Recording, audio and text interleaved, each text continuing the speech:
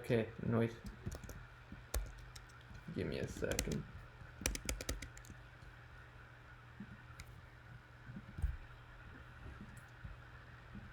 Okay, can you guys see my screen? Yes, no, maybe so. We good? I should not start at that slide, but yeah, you guys can see my screen, right? Yeah. Okay, nice. So today we are just doing intro to cybersecurity, and basically, let's just start with why is it relevant. So the main reason why it's relevant is because when you're a small company, right? If you just make like a website, personal website, you don't care about security, right? No one's gonna use it. But if you make an app and it becomes popular, then obviously more people are gonna use it, and that means that more people are gonna try to hack it, right? So essentially, the whole point of cybersecurity is you don't want to make it easy for people to ruin like your hard work, right?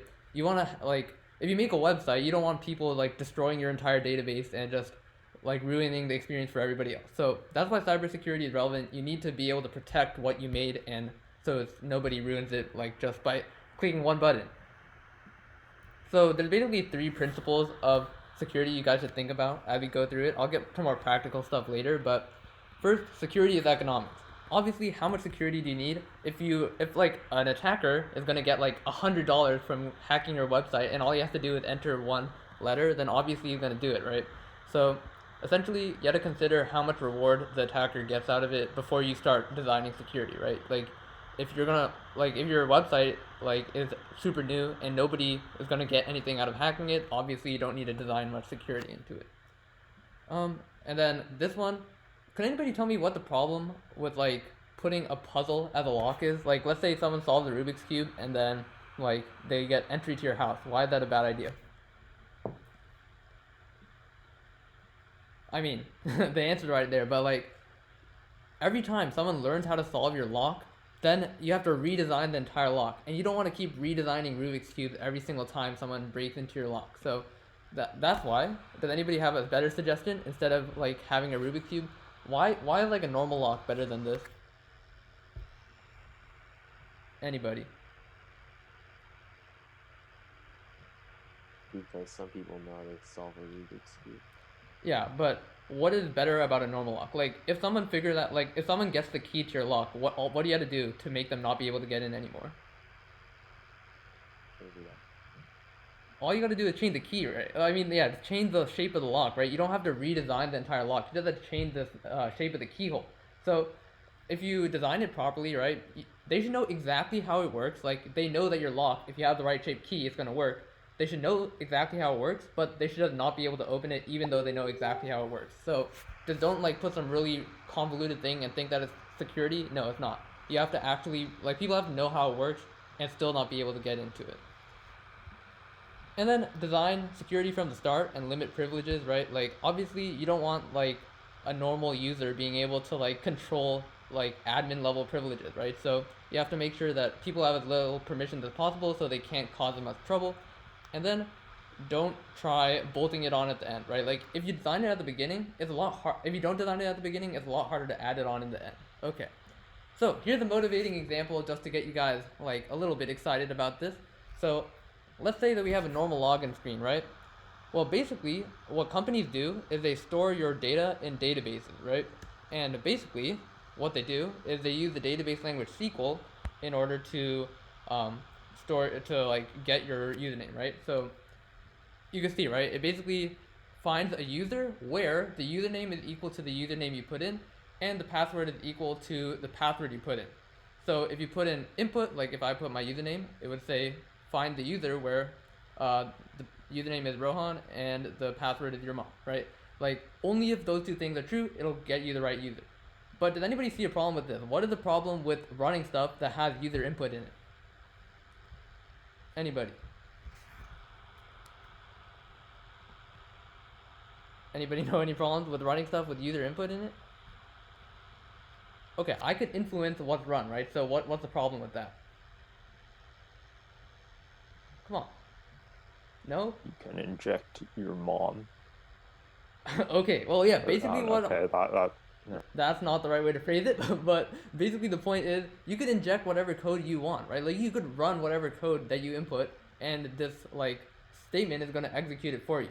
So this is an example of bad design, and you would not have known this is bad design unless you like looked into security at all. So this is an example why cybersecurity is important, but basically we're executing code that is influenced by user input, and let's say, and since they could run their own input as code, they could do a lot of naughty stuff, dude. Basically, if they just put in this as their input, it like executes this statement, right? It selects a user where username is that, and then it drops the entire table. So basically, they could just delete your entire database just by inputting the right username. So that's why this is like a really bad idea. And the same, they could log in as any user they want, right? They just comment out the password check, and you're done, right? So essentially, the point is you have to like think about security when you're designing these things. Otherwise, it's super easy for people to like mess up everything. So basically, we're gonna have to basically, if you want to do cybersecurity, the point is you have to learn a lot of the tools that a computer needs, right?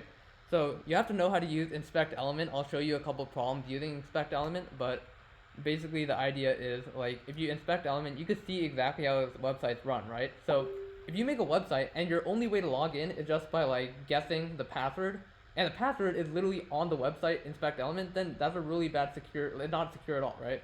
So you have to know how to inspect element to test whether something is secure. You have to know how to use terminal, which is also another really important skill. You have to know how to use online base converters and decoders, and how to run such understand C programs. So essentially, I'm just gonna walk you guys through some problems because that's like the more interesting thing. And first off, does everybody have what operating system did you guys have? I know Andrew has Mac. iOS. Okay, who Yeah, has Mac. Windows? Does anybody have Windows? Aw, I'm using Windows. okay. Well, do you have a terminal? Like, what terminal do you use on Windows? I can use my Mac too. Yeah, on Like, Mac either one's the fine. on Mac the terminal is a lot better because like Windows has some really whack stuff, but you could still use it. It still works on Windows. So, everybody else has Mac then, I guess. So that's good. So let me just show you guys how to use terminal. So if you guys want a good terminal, iTerm is pretty good. So you should probably download that. But basically, this is like pretty important to know how to use terminal. Actually, I'll just show it through the questions. So let us go to picoctf.com. And if you guys want to follow along, it'll help. But let's just do this. Okay. So we go to the gym, and you can see they have a bunch of questions.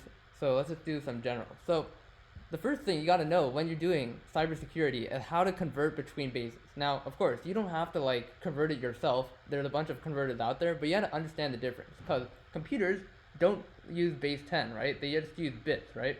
What base is bits? What are bits first of all? Anybody? Anybody know what a bit is? Come on. It's an easy question. Please, save me. Andrew, I know you know what a bit is. I don't know what a bit is. God dang it, Andrew, it's a 0 or 1, okay? So essentially, computers only have 0 or 1, so they use base 2, or some like power of 2, right? They might use base 2, they might use base 8, they might use base 16. And basically, our number system is base 10, right? Because you have the 1 digit, the 10 digit, 100 digit. Base 16 is just the 1 digit, the 16th digit, and the 256th digit. So basically, computers can't use base 10, but they could use like powers of 2. So essentially, if we wanted to solve this problem, we would take 42. We would go, well, I mean, technically I could do it in my head, but we're going to use a converter. So a good one is CyberChef. Let's see, where is CyberChef? Okay, whoops. Yeah, so we could put in 42. We do it from, or we could do, hold up. So data format. And we want to do it to binary. Okay. And I think that is okay. So we had to do it from decimal to binary. Okay, and hooray, we get our binary representation. So all we got to do is we put it in here, and we do pico ctf there. Okay, so you get 50 points. So there's a bunch of easy conversion ones if you guys want to try those, but let's get to the interesting stuff. So now this is where we want to find the flag in this file, right? And basically the idea is we want to look in this file and find the pico CTF in it, right? So let's try opening it. Hold up. So it's literally just like this thing. It's basically a C program, but The point is, like, we can't just like manually go through this whole thing. Now I'm using something called hexvn, so that makes it easy. So I could just like command F pico ctf. But there's the easier way to do it if we use terminal, right? So let's see. So in terminal, all you gotta do is you gotta do cd into downloads. That basically means chain directory into downloads. Then let's cat our strings dot strings one.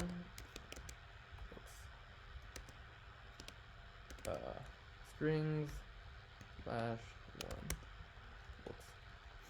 Okay, strings. Okay, there we go. Okay, so you can see it's all this nonsense right here. We're not gonna find it in there. So what we gotta do is we gotta cat it, then we gotta pipe it into grep pico ctf. And it said that the binary file matches. That's because it's a binary file, so we can't actually find anything in it. So we gotta convert it to a string first. So string, strings one, and then pipe it into grep pico ctf. And hooray, we found the flag, and we just put it in there. So basically what grep does is it basically searches in there for the word. Okay. So there's a ton of other really cool ones, so I would suggest you do them just as practice, but let's get into the more serious stuff. So let us hack this these websites. Okay. So what is the first step? Does anybody have an idea how we could solve this? We need to find the flag somewhere on this website. Command F12. Command F12 works on Windows. Does anybody know how to do it on Mac? Wait, what are you trying to do? Well, we want to find the Inspect flag, element? and it's not here, so what else could we do? Where else could it be? Oh, Right click. Right click, then. inspector. Yep. And let us look. So, essentially, we got 1/3 of the flag here. Okay. Well, where could the other 1/3 of the flag be? Which tab do you think we might find it in? Security. What? No. I mean, we want to look in the source Go to code. console, right? Console basically just lets you type JavaScript in here, so I could do x One equals bad. 1 and then x plus 1. Sources. Yeah, sources, that is where we want to look. So look, we got some other source code here. So we got our index, which is basically the HTML, which is what we see, right? But we got our first third, so let's just put the first third in. And then it will I close the tab. No, okay, hold up. Open the link in a new tab. And so we'll paste this in here. Okay, and now we go back to sources, inspect sources. We go to the JavaScript file, which basically runs like what it checks if you click it or not. This is the third of the flag. And where are we gonna find the last third? We're gonna find it in the CSS file. Anybody know what CSS is for? Styling. Yes, exactly. You can see like it's changing all the colors and stuff. So we put it in here.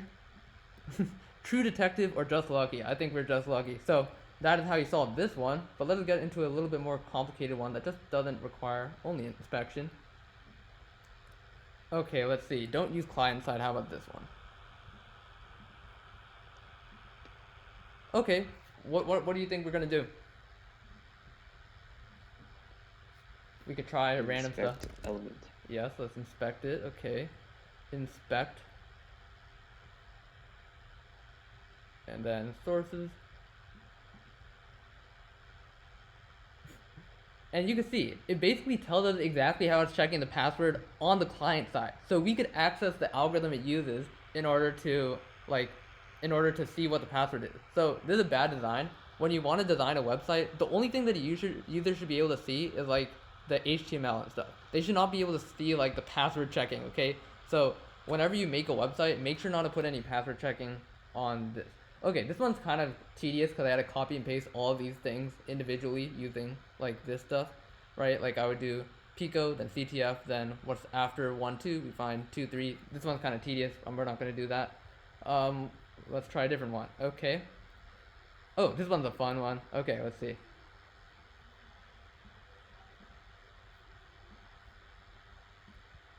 It says we're not Pico browser. We're using Chrome. So does anybody know how we could change our browser to pretend we're using a different browser than we actually are? Does anybody know?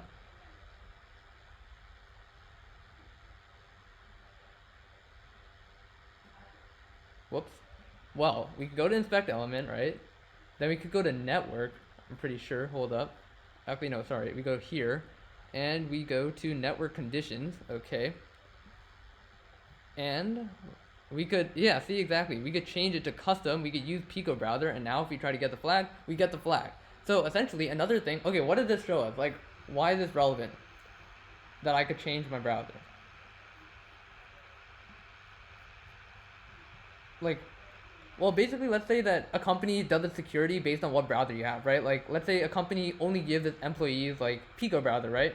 Well, anybody in the universe can change the name of their browser, okay? So you can't use that as security, and it basically shows like that's another example of why this is relevant, right? Like, if you understand how like what people are able to do, then you could design better security. What's another good example? Let's try a more complicated one. Oh yeah, let's do let's do a SQL injection one. Okay, so first step, we just look around, right? We have a support page, we have a login page, and we're probably gonna have to log in here. So, does anybody know how we could log in here? It was in the slide. Any ideas? Rohan, KK, and your mom. I mean, yeah, but then I'm not a user on this website. I don't look at Irish people, okay? Oh. Oh wait, I thought. Okay, never mind. But we want to log in as admin, so how could we do that? Anybody? Ideas? Inspect element. No, unfortunately not this time. It like okay, so let's go back to the slideshow. Right here, right? You could just run your code into the input section, Yeah, right? so what code do we want to run? So we want to select a user where username's admin, but we don't want to check the password. So what should we do to the password part in order to make sure the website doesn't check it? You could do any normal coding thing in here, right? So how do we like prevent it from running the password check? Just get rid of the and password. And how do you get rid of it? We can't change their code, but we could insert something where the red part is, right? In code, how do you get rid of something without like deleting it necessarily? How do you make it not run? Wait, just comment Right. it out. Yeah, comment it out, right? So essentially what we could do is, where is this thing? Okay, right here. So we could do admin, close it, right? So now it's checking if, so now it's checking if the username is equal to admin, and if we're closing it, and now we just put a comment, and it won't check the password, right? So in SQL, the way you do a comment is like that. We'll put a random password, and we're in. See, it's that easy, right? Like, if you don't check your security, we can literally log in as anybody we want, and we're good. So, we get the password, very nice, and we're in. Nice. Okay, is there any other interesting ones? I mean, all of these are pretty interesting. You guys could test it out on your own, but we should try a different one. Okay. Binary exploitation. We'll go back to that later. Cryptography? Let's see. Okay. Decrypt this message. Okay, how are we going to decrypt this message? Anybody have an idea based on the name of the challenge? Just plug it into a online Caesar shift decryptor. Yes. Caesar shift. Did anybody? Okay, Oliver, tell me what a Caesar shift is. Basically, you take the input and then you like add a certain number to it, and that corresponds to an alphabet index. Exact. So basically, the point is, what? Did I do it wrong? Hold on, which one could it be? Oh, do I need a? Do any of these look legit? Hold up. Did I copy and paste it wrong? Hold up. So it is for sure a Caesar shift, that is true, but which one is it? Crossing the Rubicon. Okay, it probably is just this one. Okay. So we just put that in Pico CTF, and nice. Okay, that was too easy. Let's see, is there anything other cool? Rot 13, okay, that seems like easy thing.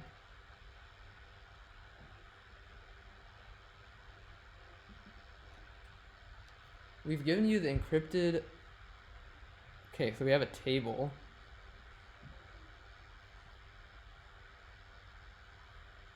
Huh. Okay, this seems okay. So basically, there's a bunch of different ciphers. I don't feel like doing that one on the spot. Let's see. Um. Actually, okay. So cryptography ones are a bit more in depth. I don't feel like doing them on the spot, but basically, you have to understand the different types of ciphers, right? Could anybody name another cipher other than Caesar? Because Caesar is the most obvious one. Anybody know other ciphers? Okay, what's the name of a cipher where you multiply instead of just adding? Like in a Caesar shift, you just add some, but there's another one where you multiply and then add something. Does anybody know what that's called? Jefu, do you know? Isn't this like a theme cipher? Yeah, affine cipher. So there's basically a ton of really cool Oh. ciphers. You could probably look them up on your own time, but let us look at what else could we look at? Let's look at what is it? Reverse engineering. Okay. So basically the point is, as I said, you don't want security through obscurity, right? Like you don't want to make your algorithm super complicated and hope nobody gets onto it. Because if you get the source code, it's super easy, right? Let's look at the source code here.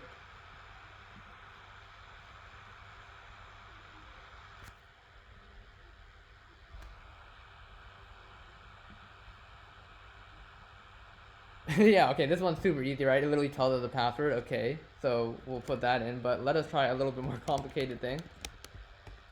Let's try vault door 3 or something. Actually, yeah, okay.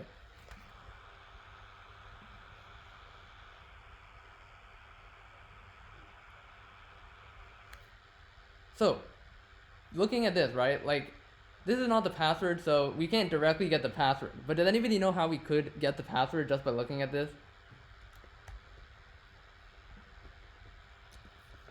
Ideas?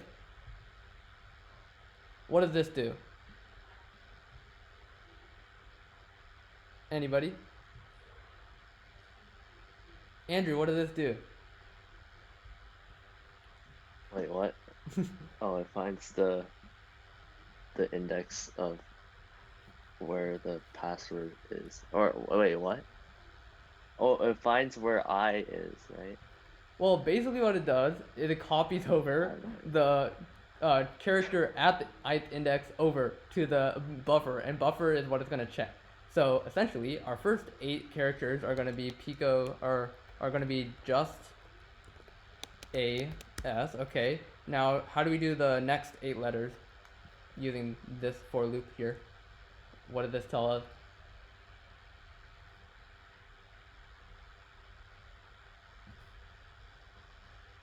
Well, basically it's going backwards from 23, which is basically, so we have 1, 2, 3, 4, 1, 2, 3, 4, and then we had to go another 4 over. So then we had to go, oh no, 1, 1, 2, 3, 4, 1, 2, 3, 4. Okay, so then we go backward from here, right? So just hold up. Oh, whoops, it is from here. It's from here. Okay. That's 23. So now we just go backwards. Just a simple and. Okay. And then what does this say? It's basically going backward from 46 minus I. So I starts at 16. So 46 minus 16 is 30. So it starts at 30 and goes backward. Wait, what? Oh, but then it goes plus 2. Hold up. This is complicated. Okay. So it basically goes at 30 and then goes all the way to. Wait, no, you're going by every other 2, right? Yeah, so every other 2 starting from. It starts from 16, so starting at 30. So, okay, so I guess we just gotta figure out where 30 is. So this 7, 8, 9, 10, 11, 12, 13, 14, 15, 16, 17, 18, 19, 20, 21, 22, 23, 24, 25, 26, 27, 28, 29, 30. Oh, so I guess it's just, okay, so we go back from here, and we go 4, just a simple, answer, hold up. Am I trolling? Okay, wait, actually, why don't we just write up some code to do it for us? That seemed like a better idea. So, another cool thing you could do with terminal is you could write up Python just on the spot. So we're just gonna make a decoder.py, and all you gotta do is vim decoder.py. Okay, nice. And then we put in s is equal to this string. Okay, and then we want to run through it, right? So we'll have our buff is equal to empty list, and we're just gonna go for I in range 8. We're gonna do buff dot append si, right? Or we could just do string here.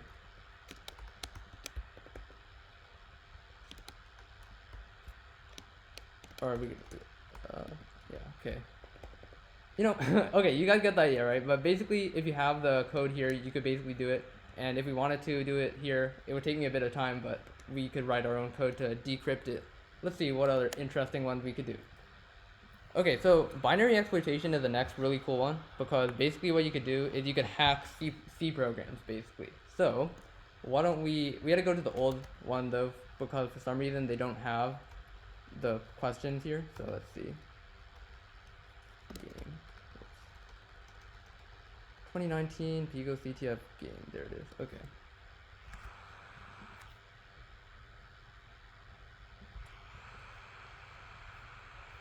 So why don't we start with overflow 0? Okay. So essentially what we got to do is we got to overflow this program. Okay. So we'll look at here. Okay.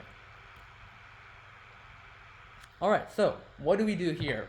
Basically, we want to somehow get the flag, right? Or actually, this one's too easy. Let's do a different one.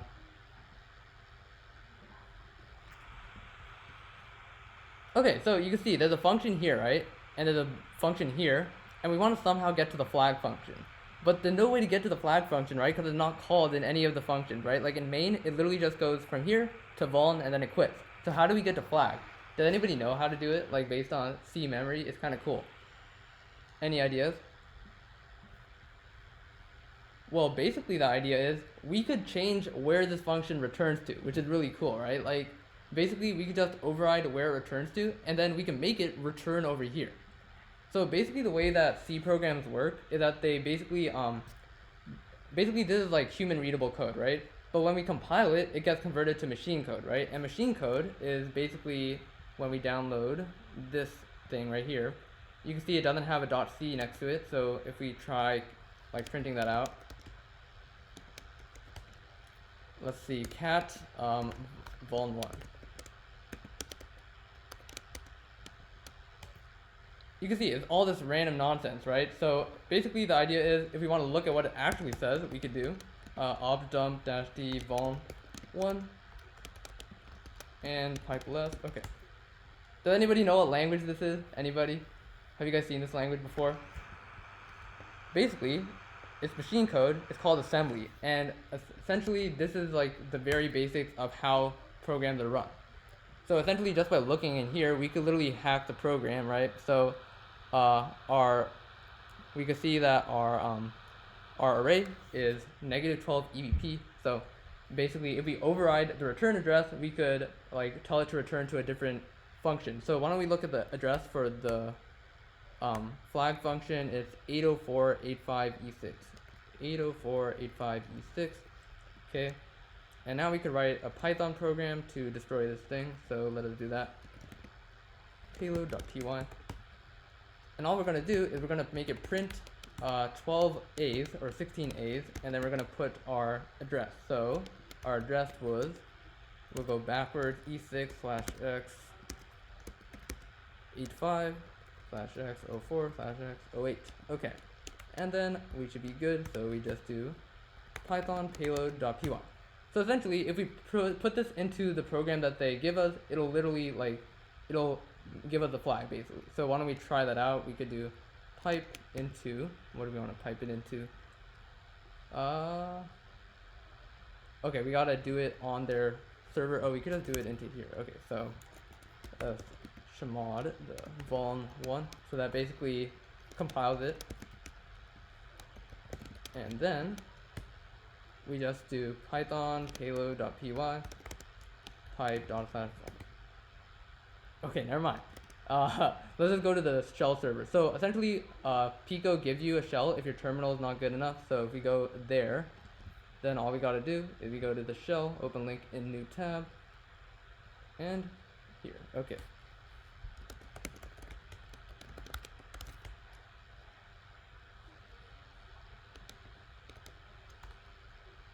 God dang it. Okay, and then we'll go into the right place. Then we will do. Oh, I guess we gotta write our Python thing again. So vim payload.py.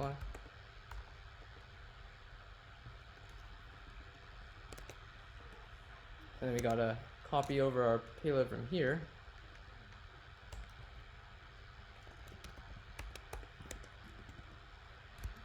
Okay, and then we'll just do Python payload.py type.cycle.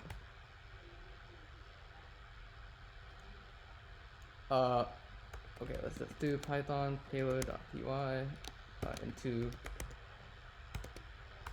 payload.txt and then cat payload.txt. Whoops. So basically I'm just making a payload and then we could put it into our thing, cat payload.txt into ./vol. Okay, hold up. Wait, that should work, right?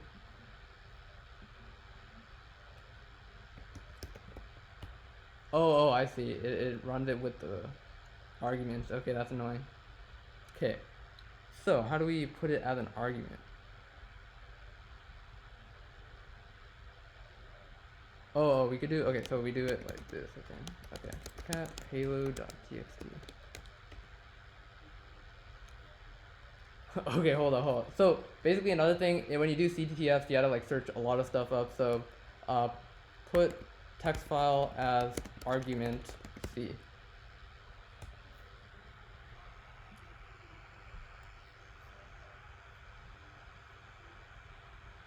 Oh, okay, so we could do that. Nice, okay.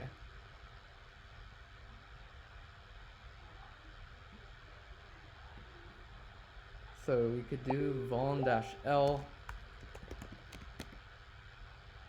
payload.txt.